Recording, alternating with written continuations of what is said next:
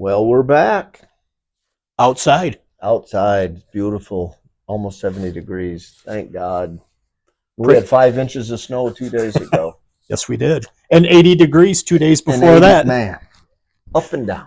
Welcome to the Midwest. Welcome to Northern Illinois. Yep. So I'm John. It's I'm my brother, Greg.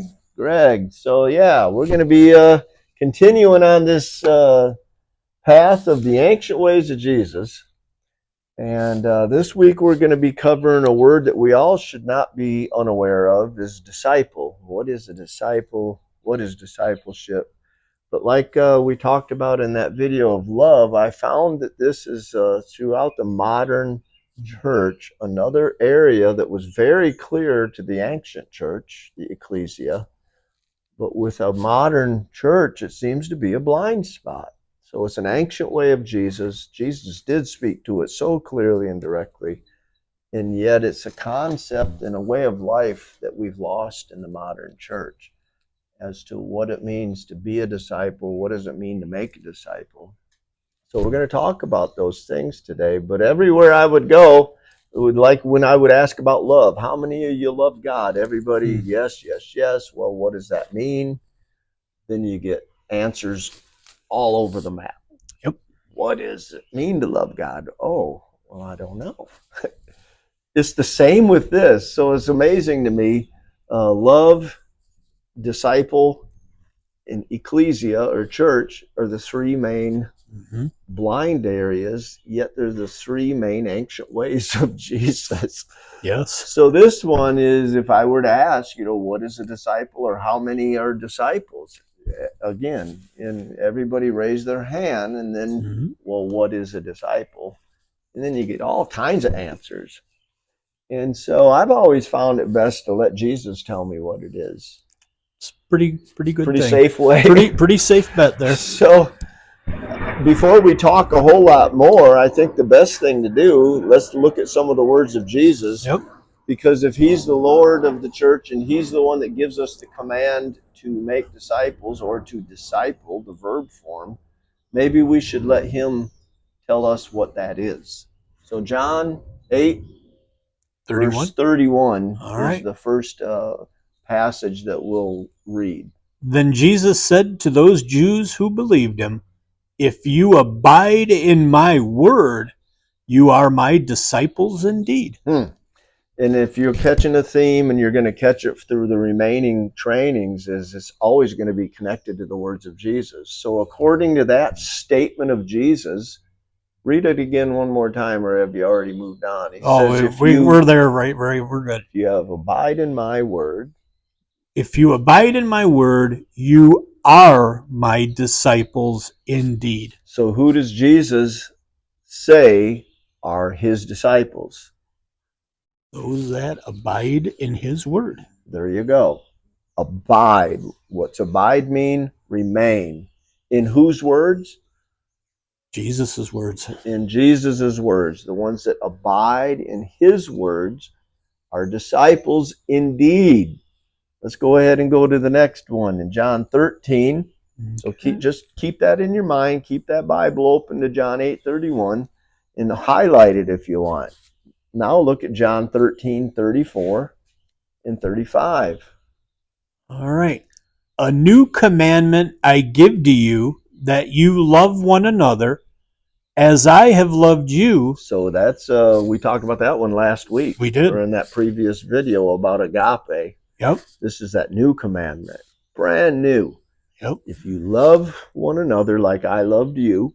But then 35, he goes further and says what will happen if you do that.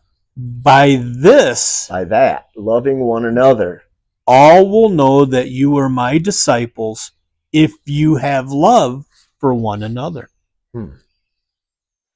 Comes back to the words of Jesus. Yep. So obeying his words by loving like he loved, what will the world see? Jesus. Disciples. Love. Isn't that something? He says the world will know you're my disciples by that act.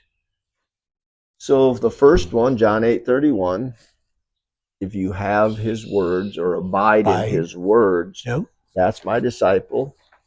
The second word, so these are Jesus speaking. This is not John's thoughts. No. Here it is, by love for one another, like he loved, and we can only do that if he lives in us. Then the world will know that we're his disciples. Now let's look at John 15, 7, 8, and 9. We'll go ahead and read all three verses. Okay. If you abide in me, There's that abiding thing again. and my words abide in you, His words again. you will ask what you desire, and it shall be done for you. So by this abiding, remaining, staying connected to the vine, which is connecting to his word and keeping it, now he's going to say, if you do that, what's verse 8 say? By this my Father is glorified, that you bear much fruit, so you will be my disciples. So it's connected to abiding in Jesus, his words abiding in you. And I cut you off, but it says, ask anything you want, Mm-hmm. and I'll give it to you. That seems to be an astounding promise, and we don't have time to camp there. But then he says, by this, by what? By answered prayer. Yep. You'll prove to be my disciples. So here's the link. You'll prove to be my disciples by answered prayer, which comes from abiding in him and his word abiding in you. Or you could go the other direction. If I abide in Jesus and his word abides in me, I can ask what I want, because he knows if I do that, I'm being transformed, and I'll ask according to his will. If I ask and I get answers, it proves I'm a disciple. And you just touched on a very important thing there, though. Pray his will. His will. It's because it says, ask what you desire. Right. According to his will, Jesus' will. So here's this is a little side journey, but here, he says that because he knows that he said in John 14:21, that if you love me, you'll keep my commands. I will love you, the Father will love you, and make ourselves known. When we do that, we have revelation, therefore we know how to pray. So it isn't just a rub a genie in a bottle, name it and claim it, blab it and grab it. It's humility and surrendering to the will and the word of Jesus. Then we change on the inside. We ask according to his will. He answers, and it proves that we are his disciples. So John 8:31, abide in me and my words abide in you. That's the ones who's a disciple. Supernatural love for one another. The world will see we're a disciple. John 15, back to abiding in me, my word abiding in you. Supernaturally answered prayer proves disciple. This is what we need to understand what it is if we need to be a part of the process of becoming and helping somebody become. Last one is Luke 14. The real focus or the emphasis is going to be on verse 26 and 27, but let's go ahead and start with verse 25. Okay. Luke 14, and you could do well to read from 25 all the way to verse 33, but let's hone in on this word disciple. Okay, so starting at verse 25, Now great multitudes went with him, and he turned and said to them, If anyone comes to me and does not hate his father and mother, wife and children, brothers and sisters, yes, and his own life also, he cannot be my disciple. There's disciple. So this word hate there, a little brief teaching, it's a comparative word. It doesn't mean hate like despise. It's compared to the love of another. So if God is first and supreme, to love him above any other, keeping the words of Jesus, my love or my loyalty to you compared to that needs to be very secondary. It's a comparison term. So it doesn't mean that we hate people in Right. the term of I hate them, I'm going to do evil to them, because we know we're supposed to love. It's by comparison to our love, because he also says even hates his own life. Mm-hmm. In other words, we have to have him supremely first. Everything else is a far distant second. That's the disciple. Next verse. And whoever does not bear his cross and come after me cannot be my disciple. So you get in the picture there. So here he's saying a disciple is one denying self, placing even the closest relatives secondary to our loyalty to him and his word. So here is a summary of the words of Jesus telling us exactly what a disciple is. This Greek word for a disciple is mathetes. Now there is a verb, and we'll talk about that briefly, but the noun is mathetes. Everywhere we see it, there's your four witnesses of the words of just Jesus as to exactly who is a disciple and what does a disciple do. We know, according to the Great Commission found in Matthew 28:18 through 20, and this is where we'll talk about the word mathetuo, because here it's in the verb form and it's imperative. And he says, disciple or mathetuo the nations. We can't make a disciple. I can't make you become a disciple. I can be a part of the process of becoming a disciple with you. So I don't like the English translation. So another good word search, I'll give you 4 scriptures and you can look at these where this verb is mathetuo, and it's in different forms. Here in Matthew 28, this mathetuo verb, it's in the aorist, which means it's not regarding time. It's taking a snapshot.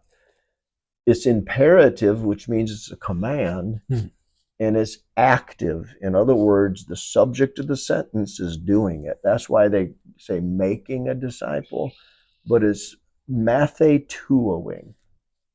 We see this happen in Acts chapter 14, verse 21. In that passage, it's also aorist, but it's in a participle form, so it's discipling, and it's in the active voice, and that is Paul with some of the believers. They spent many days there discipling. Yeah. We see it 2 other places in the book of Matthew, Matthew 13:52 and Matthew 27:57. Both of those are in the passive voice. In other words, being discipled.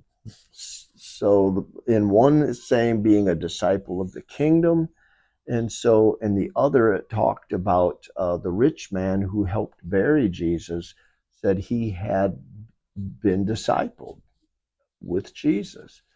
So if you match those 2 concepts of what's a mathetes, a disciple, with the scriptures we just read, and then you understand this is a part of a verb, a process we need to be a part of in the life of another. So if we were discipling, we're helping others and ourselves do those first scriptures, abiding in the word, abiding in Christ and obeying him, loving one another, and denying self. It's a process, it's an activity. I don't make you a disciple. It's impossible. It's by the Spirit of God in you. When your knee is bowed, but when we come together, we help one another in this process of obedience to Jesus, abiding in the Word, learning to grow in love, and learning to deny ourselves and take up our cross. So that's a disciple, and that's the verb discipling. That's a blind spot throughout the modern church that we need to reclaim as one of those ancient truths of Jesus. Well, I think we've pretty much covered. I mean, I would always hear about discipleship classes or a course or something that you would do for so many weeks, and then they would say, you're a disciple. Yeah. You know, Yeah.